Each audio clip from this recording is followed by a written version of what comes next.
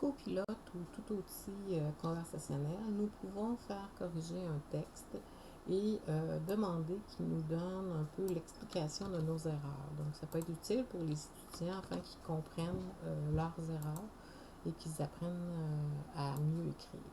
Donc, ce que j'ai fait, c'est que j'ai écrit corrige, donc le verbe. Le sujet, c'est le texte. Qu'est-ce que je veux?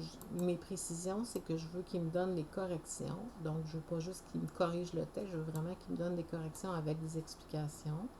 Ensuite, le format, c'est sous forme de liste à puces.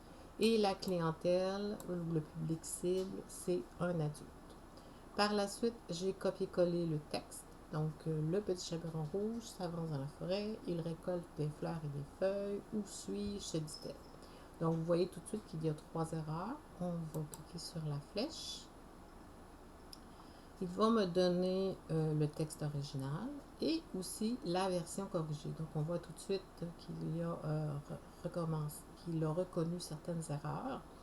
Il me donne les explications pour chacune avec le pourquoi des choses.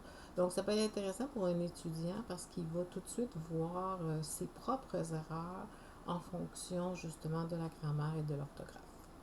Par la suite, il va me donner des solutions. Il dit, bon, est-ce que tu veux que je le reformule le texte? Est-ce que tu veux que je l'adapte?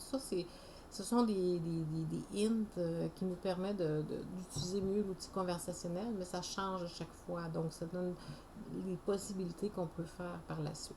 Donc là, je l'ai fait avec un texte. Là, ce que je vais faire, c'est que je vais ouvrir un nouvel outil de clavardage.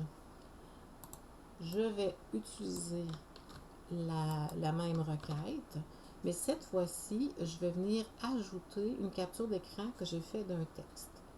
Donc, je vais aller chercher le fichier qui est ici. Ouvrir. C'est exactement le même texte, mais au lieu qu'il soit sous forme de texte, il forme d'image.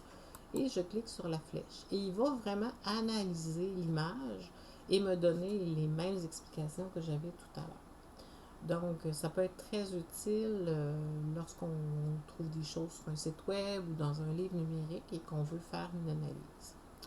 On peut aussi ajouter un fichier directement. Donc, ça pourrait être un fichier Word que l'étudiant a fait. On peut aussi joindre des fichiers à partir du nuage si on est branché, bien sûr, sur notre compte. Donc, ça nous permet d'avoir moins de manipulation de fichiers. Voilà, donc c'est un autre outil qui peut être utile pour les étudiants.